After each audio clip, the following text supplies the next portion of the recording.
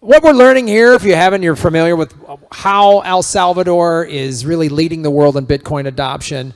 But the question that many of us have is, where does it go from here, right? Because obviously the solution is not the whole world moves to El Salvador. The solution is more countries do what El Salvador has done. So to discuss on how to get Bitcoin adoption beyond El Salvador, throughout Latin America, and even the world, our next panel is one of the creators of Bitcoin Beach, Mike Peterson, ladies and gentlemen, Enrique Ho, and Eliazar. Give them a round of applause. Thank you so much. Boom.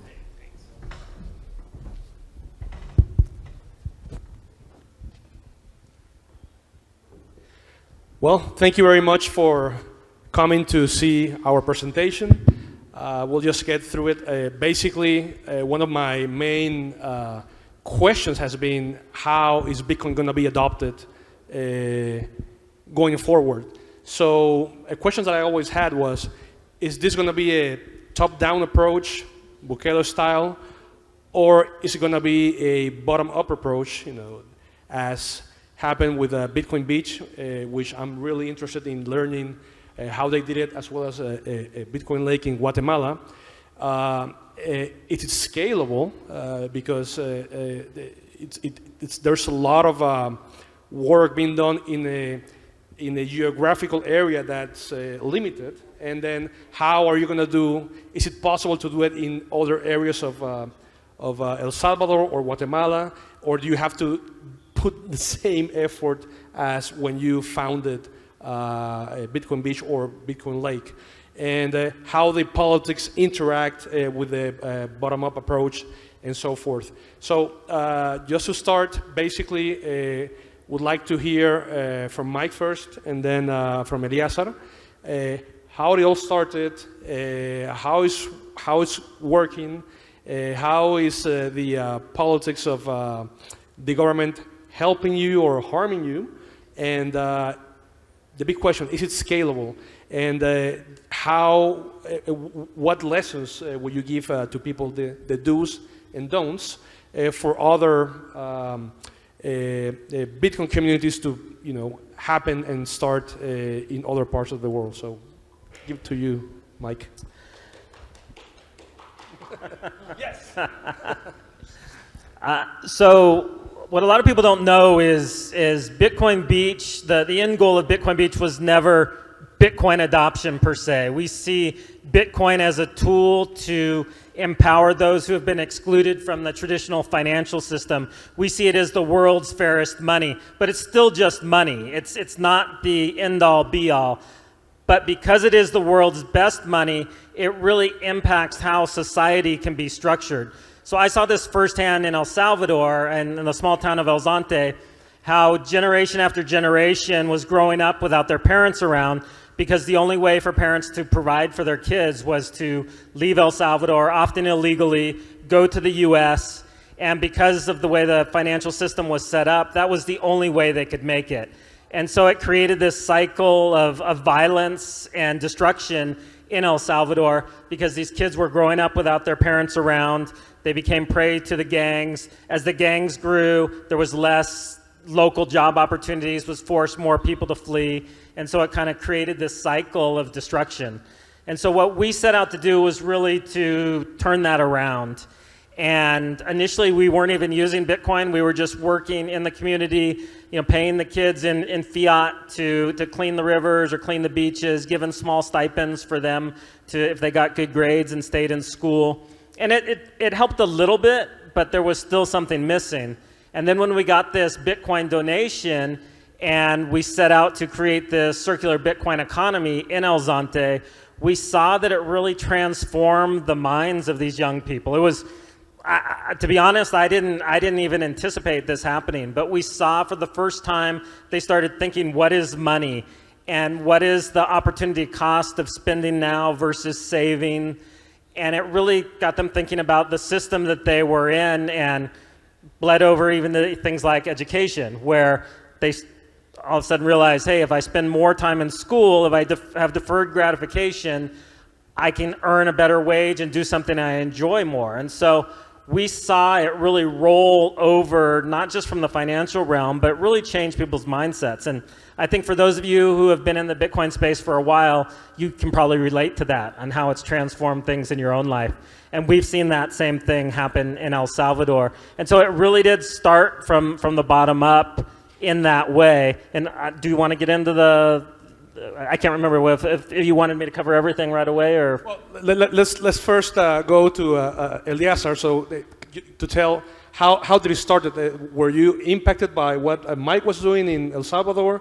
I mean, how it differed from what he was doing? So just tell us how did it all start in Guatemala?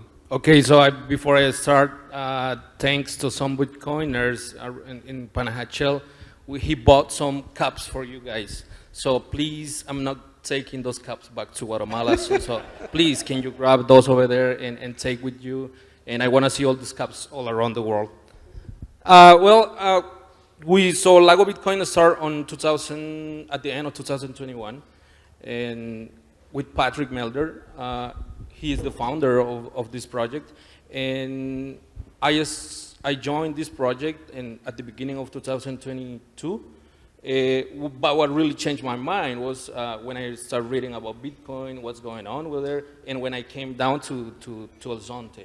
I remember when I met Mike Peterson, Chimbera, and wow, that really changed everything. So I went back to Guatemala, and what I did is just start talking to people about Bitcoin, because in Guatemala we really need Bitcoin. And that's how we start, especially with indigenous people that doesn't have a bank account, doesn't have, they can't move money. So Bitcoin is the solution, and I brought to them, and that's how we kind of start on 2022. Okay, and in Guatemala, well, I think the Bukele phenomenon came later, right? If I'm not mistaken. So how did that impact the ecosystem within El Zonte? Do you have plans to, replicate this in other places? Because what I think from politicians is that sometimes they have a vision, but the implementation and then the people in middle levels or even the population themselves, they don't buy. There's no buy-in. So then it comes to community leaders like you guys to actually help with the implementation. So how is that interaction? I mean, do you think it was necessary at all or not? So I think the top-down versus bottom-up is this debate that really is a false debate. I don't think I think it misses the bigger picture. It's similar to the store of value versus digital money that we see people divide in these camps in the Bitcoin space. Like, Bitcoin is both. It is digital gold, but that it's more valuable because you can use it to buy a cup of coffee. You can use it to easily send it across the country to your neighbor, to a relative with virtually no charge. Like, that is what gives it value. So it's the same thing in bottom up and top down. They're synergistic. So you definitely don't need the government to embrace Bitcoin. We see Bitcoin flourishing in a lot of places where the government's actively trying to stamp it out. But it definitely helps. Like, I'm not gonna lie, it makes it a lot nicer to be in a country where not only you're not worrying about the police coming and knocking on your door because you're promoting Bitcoin, but that the government actually sees the potential of Bitcoin to bring financial freedom to those who have been excluded from the financial system, but also the ability of a country to transform its image. I mean, El Salvador really transformed its image almost overnight from a place that people thought of just murder rates and gangs to a place that had adopted Bitcoin, was adopting technology, was really leading the economic revolution in the world. This little tiny country that nobody cared about a few years ago is now center stage. I was just in Switzerland speaking at a conference a couple weeks ago, and I was amazed at how much focus there was in Switzerland on what's happening in El Salvador. And so definitely give credit to the government here. They're adopting it as legal tender has had a big impact and has really turbocharged things. But we also don't need to wait on government to make things happen. What do you think, Eliazar? So I think that in Guatemala, we really need a president that accept Bitcoin as a legal tender, because it makes it hard. When we talk to people about Bitcoin, they are like, yeah, but that's illegal. I mean, I always put an example, like, look, El Salvador is a legal tender, so we work with Bitcoin, do this, do that. And they really, let's put this way, they respect politicals. So if politicals say no, I mean, they don't want to. But I think that this kind of movements from what we're doing, this kind of project, one day is gonna happen in Guatemala. There is gonna be like a president who's gonna accept Bitcoin in Guatemala as a legal tender, and that's what we hope. Yeah, and then we have the efforts that you guys do, and then we have other people like Samson Mao and the friends from Jan 3 that they're trying to promote Bitcoin adoption from, by speaking to presidents and political candidates. So in a sense, yeah, it's an integral approach. My own view is that I think Bukele is an outlier. I don't think, and I know a lot of politicians throughout the last 20 years, and they are like, what's the animal that changes the chameleon, right? So they only tell people what they want to hear, and then we, Bitcoiners, we get excited about announcements, and then we later find out that they were shitcoiners or something like that. So I think we have to be careful, especially in Latin America, where politicians are experts in or masters of deception. So my view, and I agree with Mike, that the debate is a little bit flawed, because Bitcoin, at least to me, it represents a lot of things at the same time. So it has so many different use cases that for some people it can be a medium of exchange. For other people, it can be a insurance. To me, that's the biggest use case because of my personal experience. Insurance against repression, insurance against confiscation, insurance against inflation and debasement. And I feel that we are entering a stage, if you have heard of Ray Dalio and the long-term debt cycle, we're at the end of that horrible debt cycle, that the only way that we can get out of it is through monetization of debt. And the way to do that will be through inflation. And in a world of open capital markets, it's going to be a bit difficult to have people hold onto a losing money instrument. So I believe that we're entering a stage of financial repression and capital controls, similar to what happened in the 1940s, where you had the confiscation of gold, etc. And then I don't hear many people talking about Bitcoin, that when that happens, it will trigger a big adoption, and then you see the efforts that you guys do, from the bottom up, through the communities. You'll see the politicians, trying to, well, at least not the ones that are trying to screw up their population. But even before that, legal tender, I don't see it in Latin America from a politician. Probably they're going to be using it as an investment vehicle through sovereign funds or the treasury.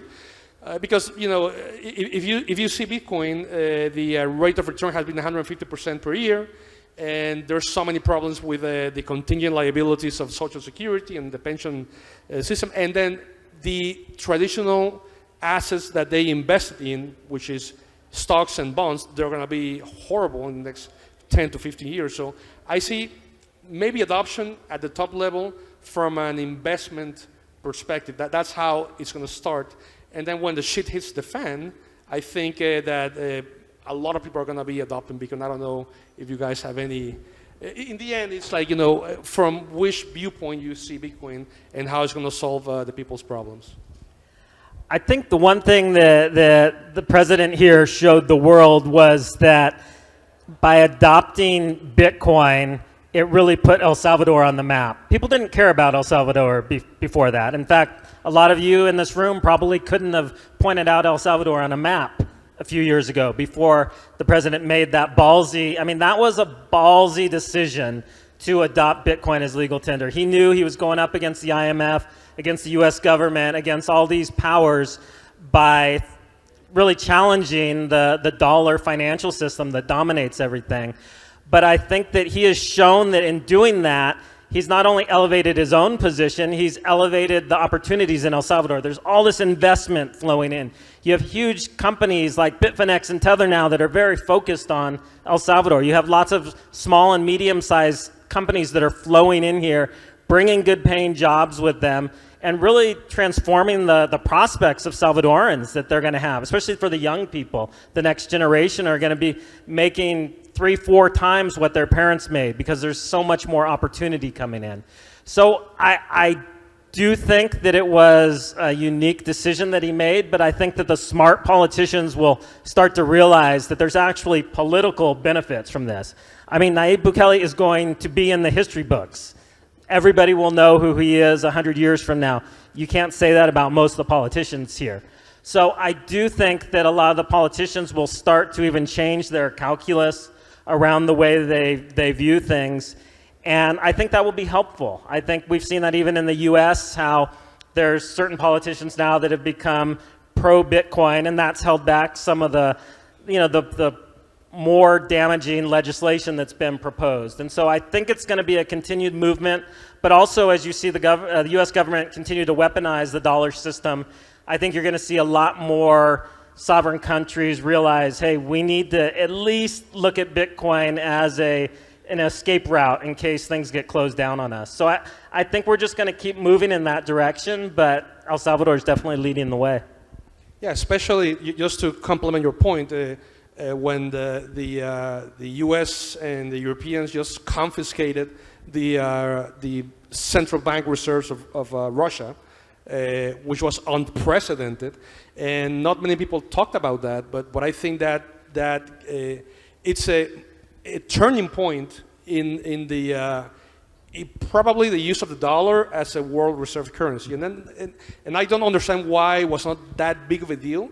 And yeah, you can think whatever you want of the Russians, that they are, what they did was justified or unjustified, but nobody up until that point dared to do that. So we are entering a world of zero trust. So you don't trust even the world reserve currency.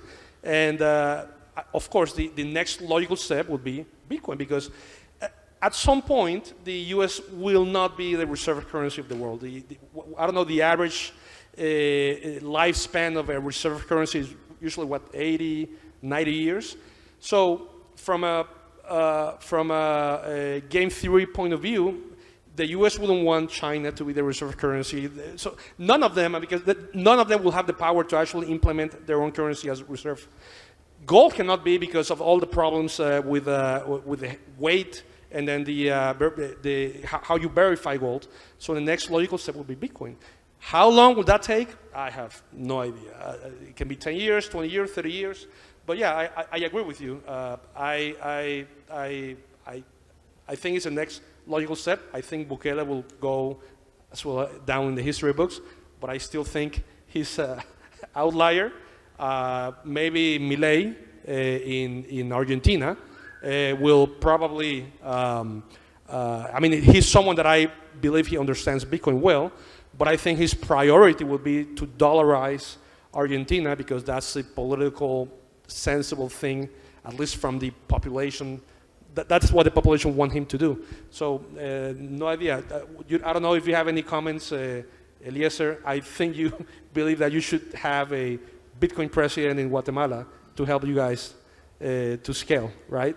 Yeah, so as everybody see how Bitcoin works, we see Bitcoin as an opportunity, the same. Like I said before, a lot of people from Guatemala, they don't know what's move money, all right? So for us, I mean, it's a very important tool, that we can use, and once they understand, they're gonna start moving and work with. Okay. Just to follow up, I think dollarization is actually going to accelerate Bitcoin adoption. I think I agree. that is the reason that El Salvador, I really believe that if El Salvador wasn't using the dollar as legal tender prior, they probably would not have adopted Bitcoin. It would have, because they would have been relying on the printing press to fund things. They'd already given up the printing press. And so it was a much easier decision for them to make. And I would have this argument with people prior. They would say, El Salvador is going to be the last one to adopt. They already have the dollar. It'll be Argentina. It'll be, it'll be Zimbabwe. And my argument was always, no, the politicians there, they benefit from that. They have access to dollars at preferred rates. So they're milking the system. They're getting rich off the inflation. They're not being hurt by it. So they're going to be the last. So I think we're going to see for a lot of countries that they first dollarize, and then they realize at that point, well, we should Bitcoinize, so we're not dependent on the US dollar. And so I do think those two are going to go hand in hand. I'll make a counter argument to that. Panama has been dollarized for 110 years. It's the longest country with using the dollar as legal tender. There's no legal tender in Panama, but it's used for tax purposes, and it's for all purposes. It is a legal tender. But at least when you compare the dollar to other currencies, which I call shitcoin currencies, even though the dollar is actually losing value in time, it's actually losing value in time at a less, at a lower rate than all of the other countries. So I believe that people in Latin America right now, they rather have dollars than Bitcoin. And I don't know if that's a education issue or a volatility issue or a perceived volatility issue. So I don't see in Panama, for example, I mean, we tried to implement a law as Bitcoin a legal tender. Congress passed it, and then the president vetoed the law. And now he's in a lot of trouble right now, but for some other issues. So the jury is out. I think Bukele is an outlier, so he saying that the dollar, just because the dollar was there, it was easier because they given up on the printing press. Could be. I'm not saying it's not, but maybe it's because you had someone like Bukele who's a Bitcoin maximalist. No, definitely. And obviously, all the credit goes to him. He took that ballsy decision amidst all this criticism. I mean, you still have press around the world attacking him, making up all this FUD that you read it, you're like, oh, no, that's not what it's happening here. But so I agree with you. Obviously, the credit goes to him for taking that decision. But I do think that Panama will be probably in the first 10 countries that adopt, because they're going to watch all this capital flowing into El Salvador, these businesses. I think El Salvador is going to displace Panama as the financial capital of Central America. And I think that that's going to make them wake up, and they are going to jump on the Bitcoin train. I'll tell you what, people in Panama are jealous what's happening here. Because all the investment is coming to El Salvador, FDI, foreign direct investment as well, tourism. So yeah, point taken. Well, you look at, if you would have told people 3 years ago in Panama that they would be jealous of El Salvador, they would have said that you were crazy. No way, yeah. No way.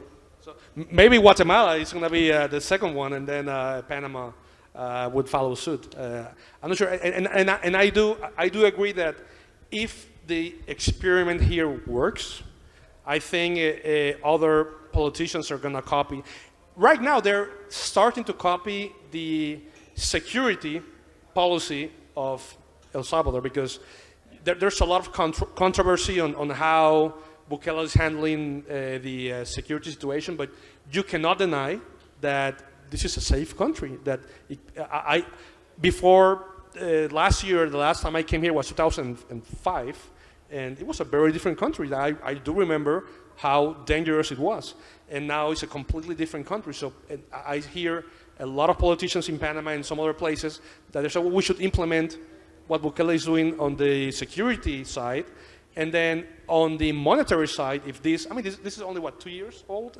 So once this actually if we give time to the Bukele experiment regarding Bitcoin, I think it's going to be highly successful, especially if they do the Bitcoin bond, which is what, $1 billion, I think.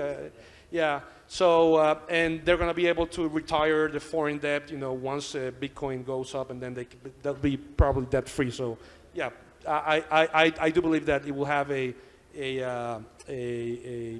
good effect on other politicians. What do you think, Eliazar?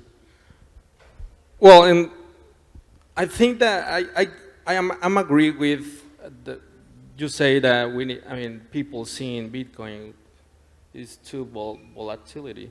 So all we need is, educate them, and I think that once they understand very well Bitcoin, they're gonna leave the quetzales and they're gonna move to Bitcoin.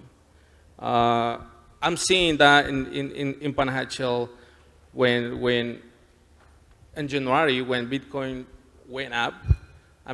Before everybody, they used to change immediately Bitcoins. So once they see that Bitcoin raise, they hodl. So I think that education is very important for people in Guatemala and to understand Bitcoin. Yeah, but to me, I actually don't care if they use Bitcoin as long as it's on top of a Bitcoin. It becomes a Bitcoin rail. Because, for example, one of the use cases in El Salvador, that you have so many Salvadorians living abroad, maybe they don't want the volatility of Bitcoin. They just want to send dollars to El Salvador in a very cheap way, and they can use the Bitcoin rails to do that. So, in a sense, I think the volatility is going to come down, but it's going to be maybe 20, 30 years once the price is like $1 million, hopefully. And then the volatility inevitably will go down.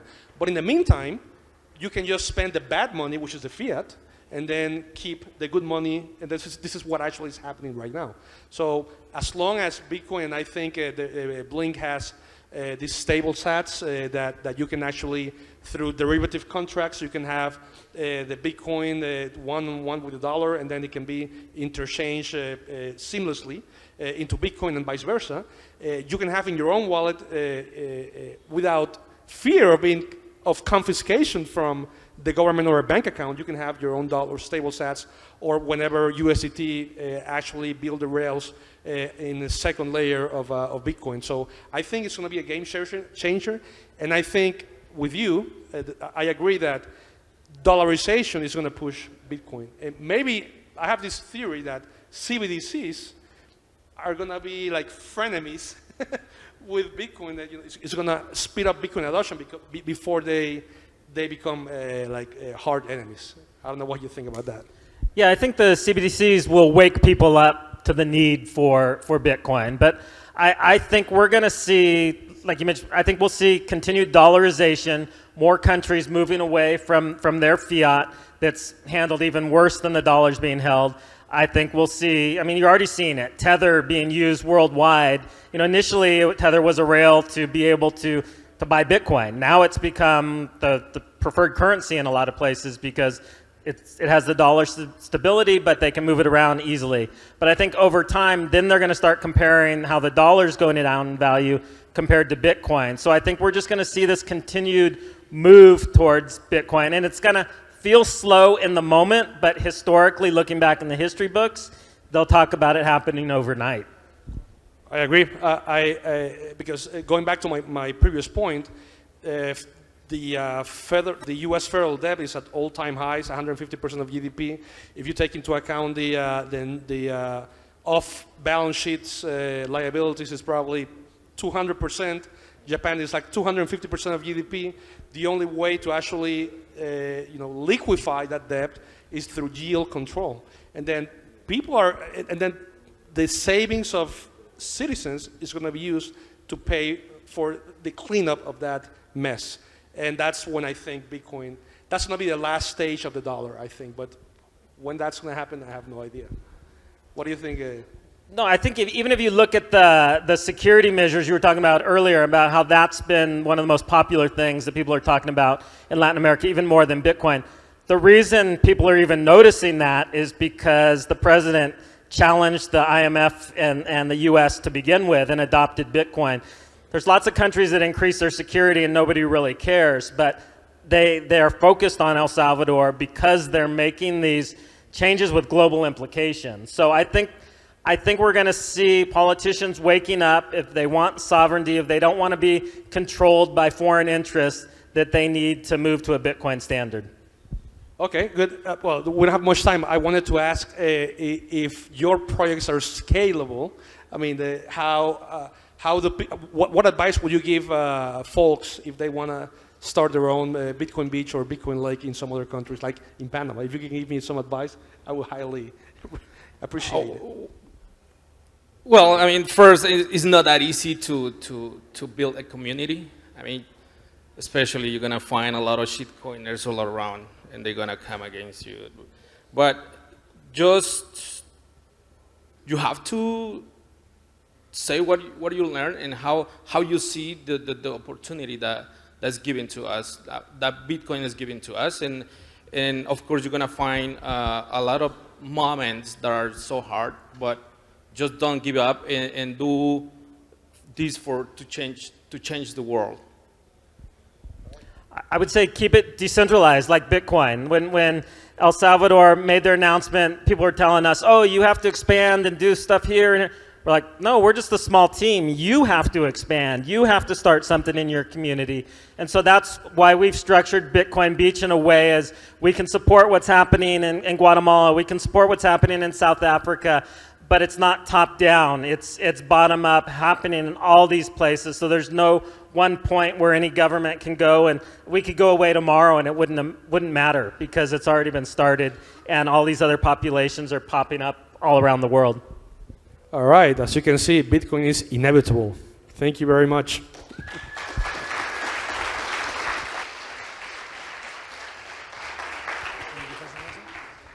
So nobody wants a cup.